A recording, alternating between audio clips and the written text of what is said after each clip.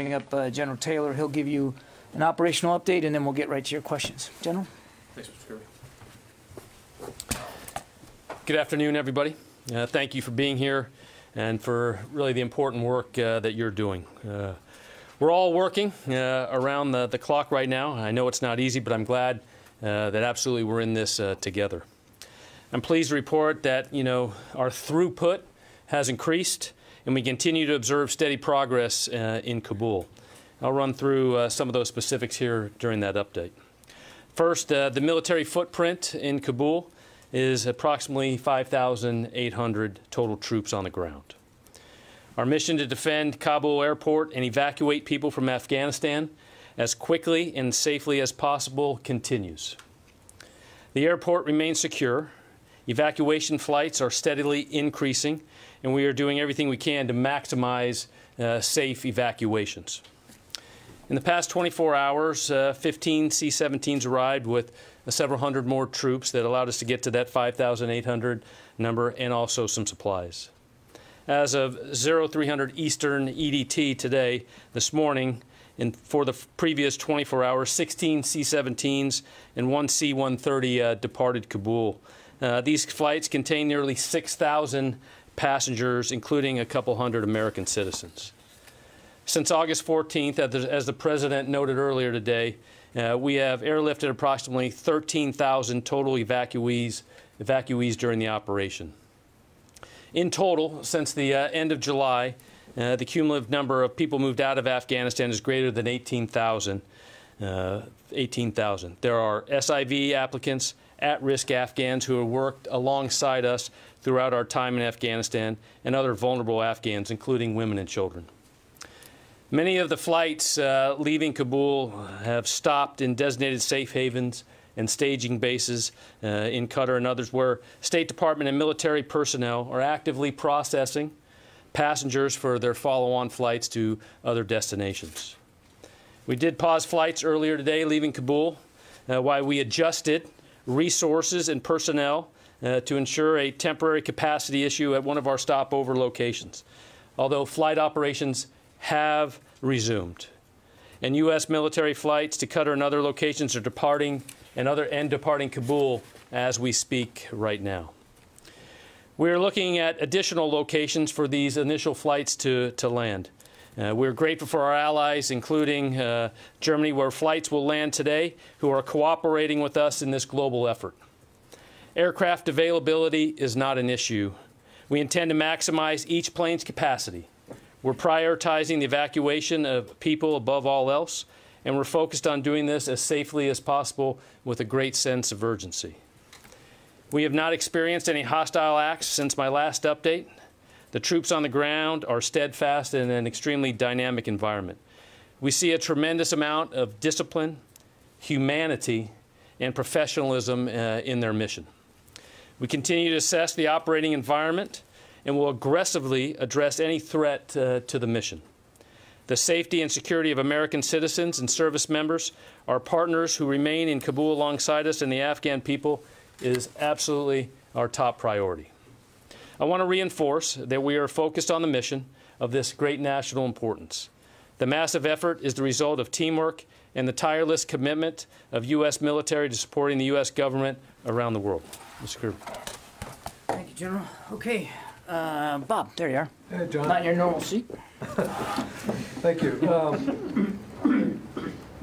President Biden, in his remarks earlier today, made a reference to having, I forget what word he used, but essentially rescued 169 Americans outside, beyond the perimeter, I believe he said. Can you explain what that was, how that happened, what happened? Yeah, he's referring to a small number of people that our troops, they were very close to the perimeter, the perimeter of the airport, very close. And in a short amount of time, with a short amount of distance, some of our troops were able to go out there and retrieve them and bring them in. Just on foot, you mean? Yeah. Okay. Yeah. And it's 169 Americans, or do you know the breakdown? I don't have the breakdown of the of everybody. Okay. And then a related question would be: has there been any further consideration to going further beyond the perimeter to do that? Well, you heard the president today say that he wants to do whatever is going to be necessary to rescue Americans and our Afghan partners in need. I'm not going to speculate one way or another about potential future operations. The main focus is on security at the airport and making sure that, as the general said, that air operations resume and continue as unimpeded as possible. But clearly, we will be prepared and postured if we had to do something additional. But I won't speculate right now. Court. Did the U.S. troops have to go through any Taliban checkpoints to go and get these Americans? And then, can you, General, can you talk a little bit more about this flight pause? How long did it last? And can you say when it started, when it stopped? It was early this morning. It lasted about 6 to 7 hours, and it was allowed to ensure that flights at our intermediate staging bases could receive more personnel. And that has been cleaned up as flights have departed there. It has allowed us now to continue with those that are ready to fly on Kabul to leave. So this was Qatar, right? There was a backlog. Were there any other locations that had a backlog or that were not reported? Just a quick follow-up. Yes, ma'am. Do you have permission to fly Afghans from Kabul to the United States or only to a third country? And is that what the holdup was? That was not what the holdup was. The sites at Qatar were just at capacity. There was just no room to flow in additional people. Now, Jen, for special immigrant visa applicants who are already in that process, they will be flown back to the United States, and you've seen that we've done this at Fort Lee. We've announced Fort McCoy and Fort Bliss will be able to receive additional SIV applicants. For those who aren't in the SIV applicant process, there's been no final determination about whether they will be able to come right back to the United States again or in what timetable. That's a whole different category that we'd be dealing with, essentially people that are not part of that, technically part of that process. So that's something we'll be working out with the State Department. John, what is your current estimate for how many al-Qaeda are inside Afghanistan? I haven't seen an estimate on that. I don't know that we have an exact estimate. Military intelligence estimates about how many al-Qaeda remain in Afghanistan. We know that al-Qaeda is a presence, as well as ISIS, in Afghanistan, and we've talked about that for quite some time. We do not believe it is exorbitantly high, but we don't have an exact figure for you. As I think you might understand, Jen, it's not like they carry identification cards and register somewhere. We don't have a perfect picture. And our ability, our intelligence gathering ability in Afghanistan isn't what it used to be because we aren't there with the same numbers that we used to be. But the president just said that there is no al-Qaeda presence in Afghanistan. That does not seem to be correct. What we don't think is that what we believe is that there isn't a presence that is significant enough to merit a threat to our homeland as there was back on 9/11 20 years ago. The president also said there is no national security interest, no national interest in Afghanistan. I'm a little confused by that. Can you explain why there's no national interest in Afghanistan? Why did we have troops there for 20 years if there's no national interest in Afghanistan? We had a significant interest in being in Afghanistan to our national security 20 years ago. You've heard the president talk about this. The goal was to defeat and decimate al-Qaeda, also to prevent al-Qaeda from launching attacks on the homeland from Afghanistan, and we did that. We did that and a whole heck of a lot more over the course of 20 years, and to include helping with social, political, economic, just progress in Afghanistan. The president decided that it was time to end this conflict, that there was really only two choices because of the May 1 deadline, either plus up, because after May 1st we would come under attack by the Taliban, and we hadn't since the Doha Agreement had been signed, or go ahead and complete the drawdown. And the decision was made to complete the drawdown. Now, obviously, we're still going to maintain an overwatch vigilance with respect to the counterterrorism threat emanating out of Afghanistan. And if we need to, we will take action to eliminate and defeat that threat. John, you just said that you don't have intelligence on the ground in Afghanistan anymore. How are you going to have Overwatch and you still have al-Qaeda in the country? Jen, what I said was we don't have the degree of dexterity intelligence to be able to give you a head count, a nose count of exactly how many Al-Qaeda fighters are in Afghanistan. Nobody's walking away from the fact that they aren't there, and we're certainly going to maintain as much vigilance as we can, absent a presence on the ground. The other thing I would say, Jen, is our intelligence capability. It's more difficult if you don't have boots on the ground. But we have come a long way since 9/11 in terms of the way we collect, process, analyze, and distribute intelligence information. A long way in the last 20 years.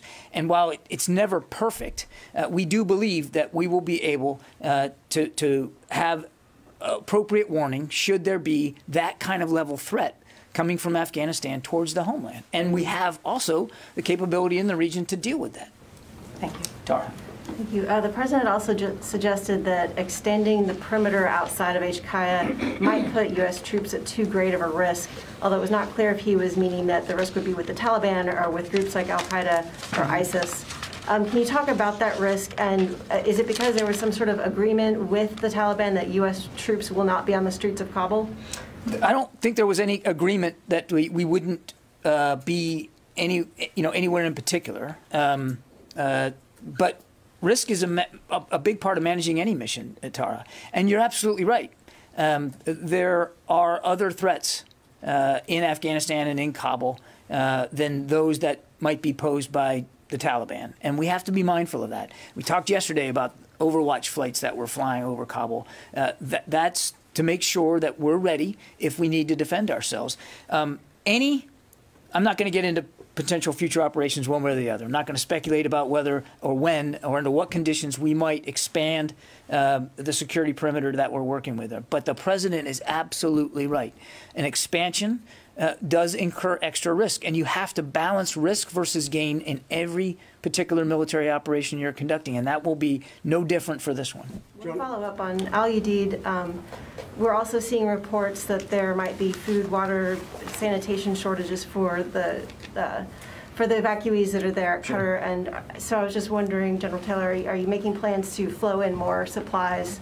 Absolutely. So as understand that that requirement to increase that throughput is there. So to ensure that we have food, water, healthcare, and all those things, absolutely. Those are part of those other flights. The supplies are being in there to make sure that we can take care of that. To Al-Udeid? Yes, right. Okay. John, a follow-up on expanding the mission and the risk to Americans. Apparently, the Germans are sending helicopters out throughout Kabul to pick up their citizens and bring them to the airport. There are reports of the French doing something similar, getting their people out, commandos going in. So, why can't the Americans do that? Is it because it's too risky for that kind of operation?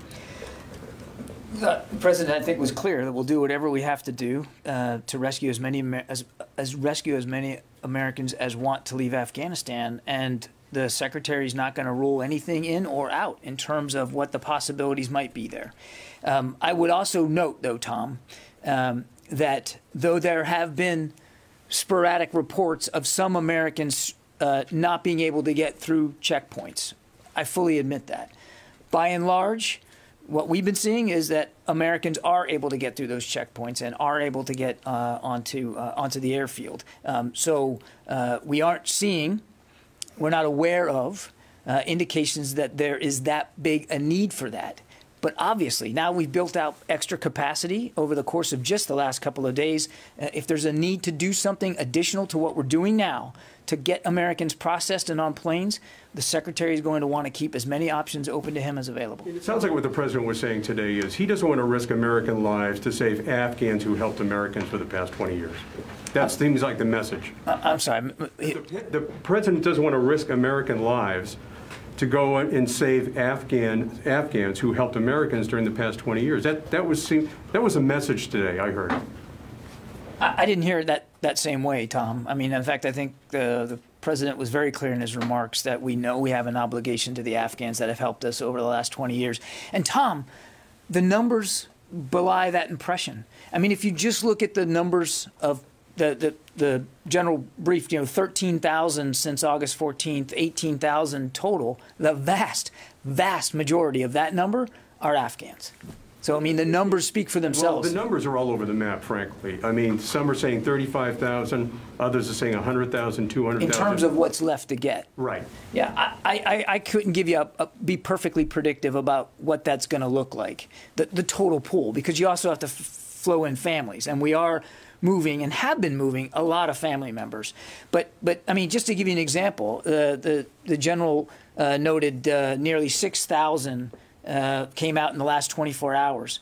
5,000 of them were Afghans. 5,000 were Afghans. So I just don't accept the premise that this administration and this government and our military is not prioritizing moving Afghan partners and people who have helped us out of the country. Just the numbers don't say that. Yeah, Barb. Can we go back to the 169, please? I have several follow-up questions. First of all, the president said it was 169 Americans.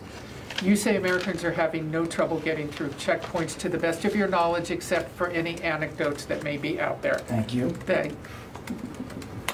My questions are this. First of all, what was the situation of these 169 Americans that required U.S. troops to go outside the perimeter and get them? Why these 169 Americans? When did this happen? How long did the mission last? Was it 169 Americans altogether? Did you feel you had safe passage from the Taliban? Tell us more about this. I don't have that level of detail. General, do you have any context? I'm sorry. U.S. troops went outside the wire at the airport to rescue 169 Americans, and that's what the president said. And neither of you have any additional information about Barbara, that. I'm happy to take the questions that you've asked back and try to provide additional context. I do not have that level of tactical detail here today, but I'm happy to take those questions and I'm happy to go look and see if we can find answers for you on that. Absolutely. But as my understanding of what happened was they were really just outside the wall. It wasn't very far to go. It was in a relatively short period of time, and it wasn't a rescue so much as assisting them getting onto the field. So I think that's the context in which I understand the incident. Your questions are fair. I will go back and see if we can provide additional context. Can you also tell us then, just for the record, have American troops in any other instance or circumstance gone outside the wire at the airport, gone into the city to get people? Have American troops at all left the airport to go get people? And you said you had extended capacity, so do you now, the Secretary said the other day, you didn't have the capacity to really go get Americans. So do you now have the capacity to do that? And is there any other circumstance in which you've done it? I don't know of any other circumstance. And yes, since Wednesday, since the Secretary spoke to you, we have flown in, and you've heard the general update you literally every day. We have flown in additional capacity, additional forces. Security is in a more stable position at the airport. So if there would be a need to do something additional to help Americans or other people at risk that we need to get to the airfield, we would examine those options, tee them up, weigh the benefits versus the risks, and then offer up opportunities to the Secretary to make a recommendation, and we would go from there. So now, just to make sure I understand what you're saying, for the first time, this many days into the operation, the U.S. military has the capability and capacity to go into Kabul and get Americans for the first time. We have additional capacity now as we have flown additional forces in. But as I said earlier, I'm not going to talk about potential future operations one way or the other. And every decision that is made has got to be weighed against the risks and the benefits of what you're doing. The other thing I'd say, Barb, is, as I mentioned to Tom, there hasn't been that demand signal now. Most Americans days. are they're getting through the checkpoints and they're getting on. I'm not suggesting that in every case it's gone unimpeded. Why did you wait so many days to have that capacity? We didn't wait so many days, Barb. We have been flowing in forces consistently over the course of the last week, and we have been nothing but transparent to you about what we've been flowing in. So again, we will obviously do whatever we can. And if there's a need to do this, and it's an operation that we can talk about, we'll talk about it. Okay? Yeah. Defense Secretary Austin just now in a briefing call with House lawmakers said the reports Americans have been beaten by the Taliban in Kabul. Is the U.S. military under orders to stay at the airport and not go protect them? I think we've been talking about this throughout the entire briefing. We're certainly mindful of these reports, and they're deeply troubling. And we have communicated to the Taliban that that's absolutely unacceptable, that we want free passage through their checkpoints for documented Americans. And by and large, that's happening. And as we've talked about before, the mission right now, as you and I are speaking, is to keep security at that airport sound and to keep air operations moving, even after this delay. I'm not going to speculate about any changes to that mission at this time. If there's a change and we feel like we need to execute that change, then we'll do it. Does that require a conversation with the Taliban, or coordination? I'm not going to talk about potential future operations and what that would look like in any way, shape, or form. I mean, I haven't gone to the phone yet. Tracy Wilkinson. Hi, thank you.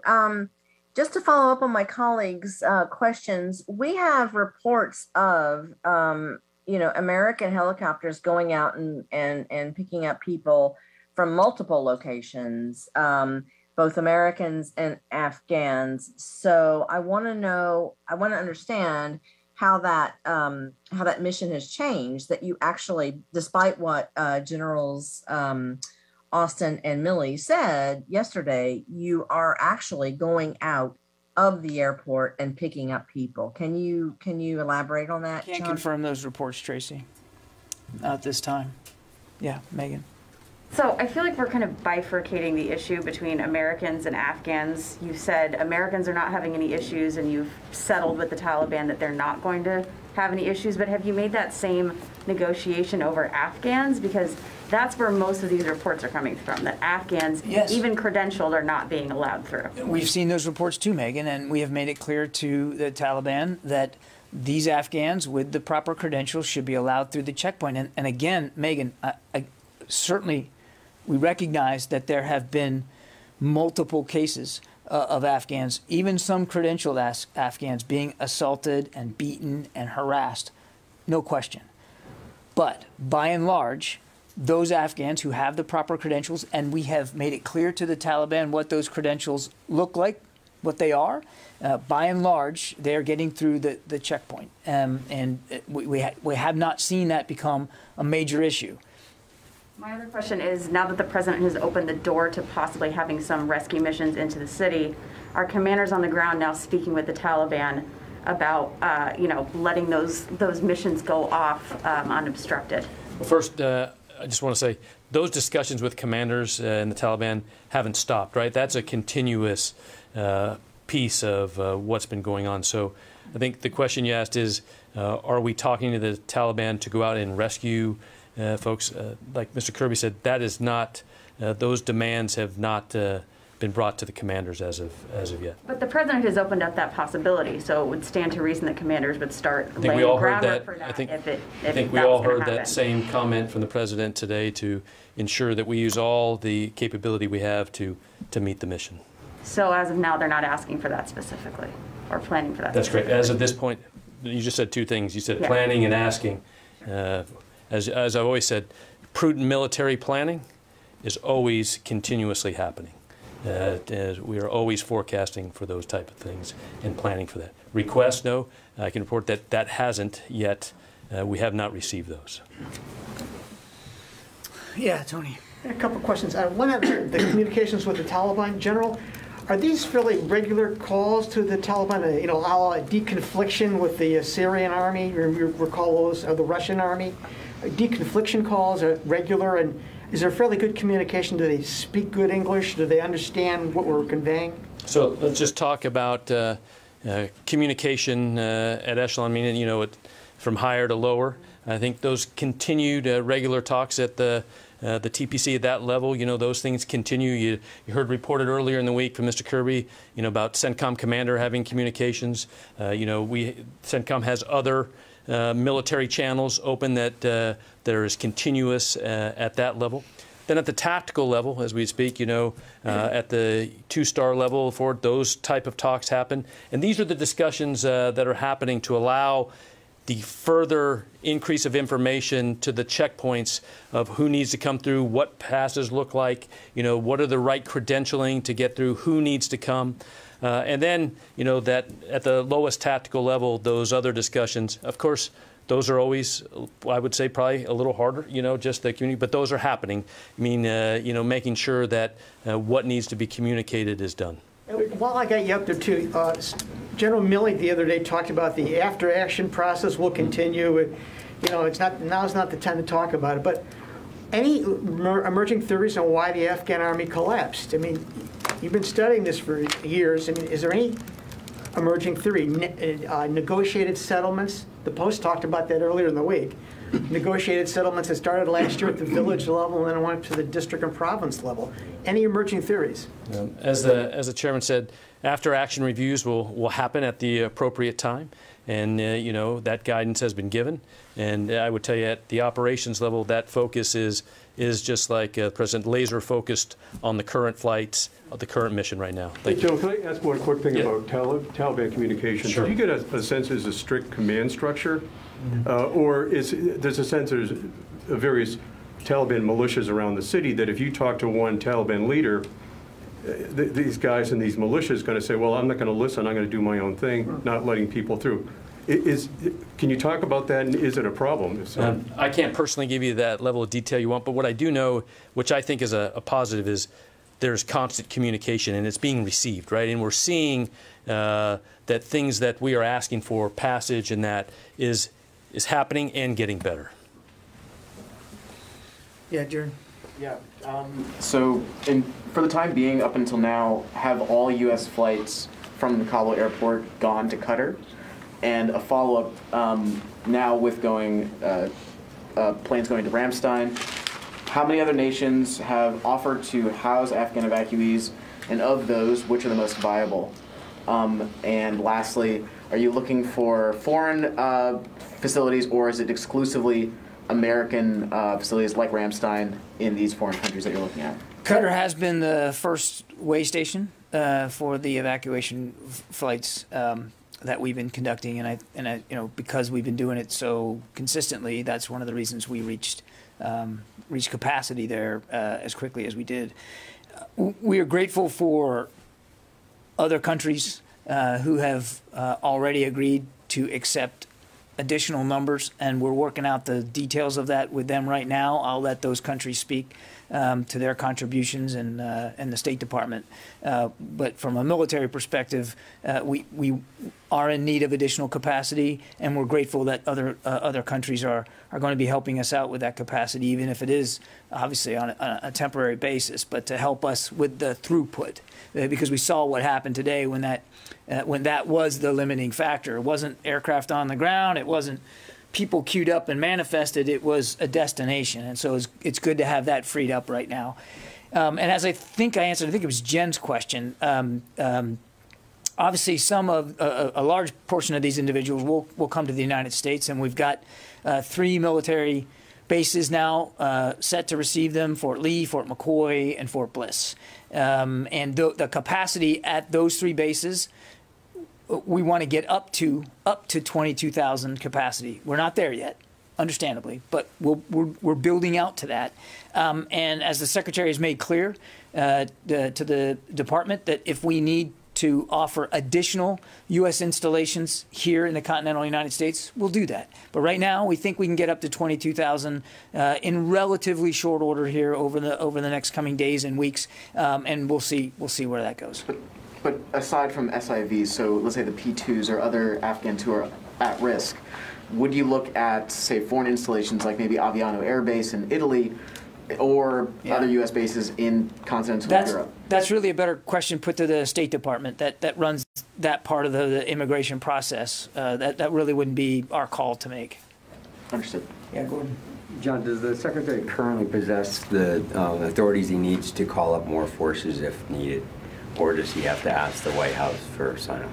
If he was going to make a major muscle movement in terms of additional forces of a significant size, he would absolutely want to have that conversation with the Commander-in-Chief. Sure, but I mean, given that the possibility that there a major muscle movement may occur in the future, has that like pre-authority in effect already been provided? I'm not going to get into the planning process, Gordon, but we feel like with the additional capacity that we have, that should there be a need to expand the mission in any way, that we have what we require. And if that would change, if it would require a change, you can bet that General McKenzie would flow up his recommendations, the Secretary would review them, as would the Chairman of the Joint Chiefs, and we'd go from there. Yeah. Just following up on that, have any more forces been put on ready to deploy orders? No. No. And then how long was the airfield closed for? Was it 6 hours, 3 hours, 2 hours? Yeah, it was roughly 6 to 7.5 hours right in there. And then during that time, what was happening? Were you trying to get other countries to accept the refugees, or not refugees, the evacuees, or what was happening in that? So first of all, on the airfield, processing kept continuing. So when we say really what's happening, just flights were paused to, I think like I said earlier, to allow for backlog, to ensure reception of folks leaving Kabul. So we were scheduling other flights and ensuring that we could get those flights out first as we brought other flights in. Can I ask one, since that pause has restarted in that 6 to 7 hours, how many flights have gone out since then? So before I left, right before I came in here, we'd had 3 leave Qatar, and 1 left Kabul, and 1 was getting ready to take off from Kabul. So since the pause and the restart, 1 has left, That's and right. potentially a second? Potentially a second, yeah. Can I follow up on that, sir, very quickly? Yes, ma'am. Is it accurate and correct that the backlog at that time on the airfield of Afghans that couldn't board planes because they couldn't land them anywhere, was that backlog about 10,000 people?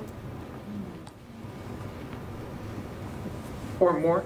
Less than. I don't have the exact number, sorry about that, but it was less than that. Less than 10? Yeah, I but think. In the thousands? Right. So at that time, since they were there for 7.5, maybe as much as 8 hours, was there sufficient food, water, and sanitation? Are they sleeping outside on the airfield? How is all that Reports are working? that it was sufficient, but we are actively continue to ensure it is sufficient for the future and continuing as we build out even more. Did they, the people who were stuck there for so long, did they have food, water, and sanitation? Yes, and I have no report that they didn't. Thank you. General Taylor, Yes, I just want to follow up on the 169 Americans who were rescued. Was that an incident where a commander took a decision and left the wire to help those people? Were weapons drawn, or did that commander ask for a higher-up authority to leave the wire? Yeah, I'm going to absolutely get more. But, you know, as you look about the gate and where they are, you already see that, you know, soldiers that are out there are starting now to increase that capability, that security around the gate. But the specific details of that I don't have. But as Mr. Kirby said, I'm going to get. Yeah, we're just trying to figure out, because we've been told there have been no hostile interactions with the Taliban, but if the Taliban were stopping those Americans from getting to the gate and a U.S. service member had to go to rescue them, was it a tense situation where weapons drawn? Sure. That would count as I can a understand the hostile question. interaction. Yeah, we'll have to get you more. Absolutely. Yeah, Tom. Me or Jim? Tom. Paul. I'm sorry, Paul. Okay. Sorry. All right. Guys, Brothers, Tom. the masks are killing me. 2 questions. One, if you've restarted if you've restarted the flights to from Kabul, the people we hear from inside Qatar say that the wait is 3 to 5 days to get out of there. It's so backed up. Where are you flying these people to? Are you already flying them to another country? Yeah. So, like we said earlier, that constraint of ensuring we have other flights scheduled and the timing of those, that's already being worked, and increasing our throughput throughout the entire chain requirements of flights. And so flights that left, as Mr. Kirby said, some of those were going in and planned for the United States. When you say flights that left Qatar, Qatar to the U.S., so you're saying right now you're at a pace where the incoming and the outgoing from in Qatar is there's some equilibrium? Getting there. Okay. Are they flying to other countries yet? Other ISPs? I don't have that report, those flight plans yet. I mean, that's very, an extremely dynamic piece, but I don't have those flight schedules as of right now. Okay, and follow up. We've seen videos of babies being hefted over the barbed wire and walls and U.S. servicemen taking them on. Can you tell us what's going on? Are these babies of families who have visas, have U.S. passports? Are they Afghans? Are they people with credentials? What's happening to their families? Okay, yeah. The video you're talking about, the parent asked the Marines to look after the baby because the baby was ill. And so the Marine you see reaching it over the wall took it to a Norwegian hospital that's at the airport. They treated the child and returned the child to the child's father. Was there only one? I'm only aware of the one incident. Okay. But it was an act of compassion because there was concern about the babies. Are they going to be brought out, the father, or were they put back outside the airport? I don't know, Jen. The baby was returned to its father. I don't know I don't know where they are now. We don't. I mean, obviously, we have a responsibility to return a child to the child's parent, and I don't know who the parent is and whether whether they're an SIV applicant or I don't have that level of detail. But I think this was a very humane act of compassion by the Marines, and it's exactly the kind of skill and professionalism the General talked about.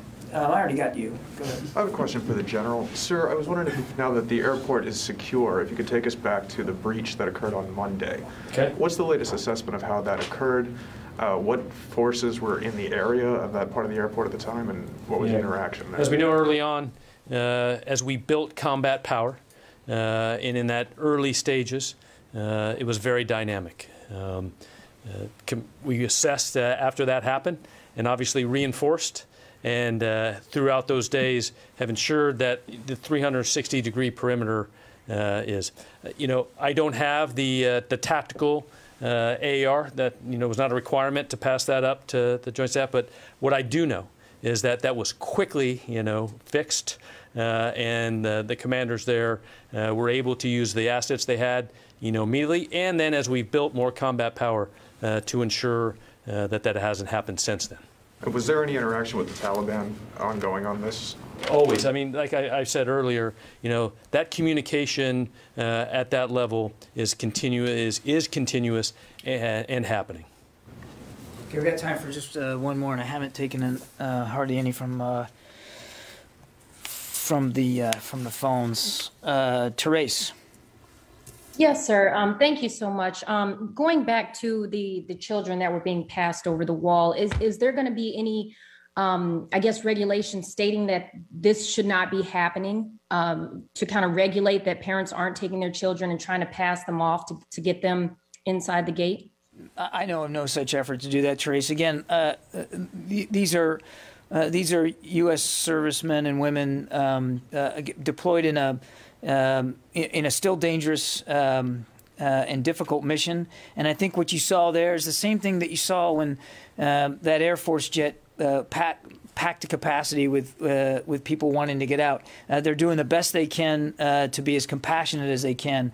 And again, the baby was not harmed. It was treated for whatever the illness was and returned to the father. And I think you're seeing, again, these men and women incredibly brave, doing the best they can to be as compassionate as they can. And I think you're going to continue to see that kind of compassion going forward. Okay, guys, we got to get going. Thank you very much.